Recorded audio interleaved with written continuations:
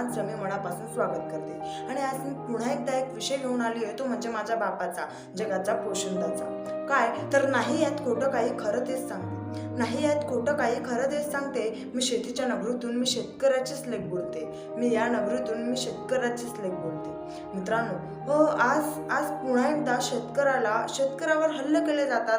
शेतकऱ्याला कुठेतरी दाबण्याचा प्रयत्न केला जातो। परंतु तुम्ही कितीही जर शेतकऱ्याला दाबलं, पण एक गोष्ट लक्षात ठेवा, ज्या दिवशी ह्या शेतकऱ्याला जगायला काहीही पर्याय नसेल, शेतकरी जगणार नाही, त्या दिवशी आपण सुद्धा जगणार नाही। हो, आपल्या गाडीचं चाक हा शेतकरी चालवत असतो, हे विसरू नका।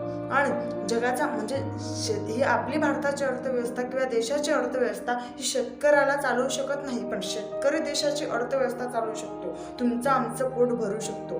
जर एकच अशी छोटीशी गोष्ट सांगते की हरभऱ्याच्या शेतामधला माणूस मरण पावल्याने, माकडांना हुसकवणारा माणूस, त्यांना शेतातून हकलणारा माणूस मरण पावल्याने माकडं खुश झाली, आनंदी झाली आणि नाचू लागले आणि विचार करू लागले की उद्यापासून आपल्याला इथून कोणी हकलणार नाही आणि आपण आता पोटभर हरभरे खाऊ शकू।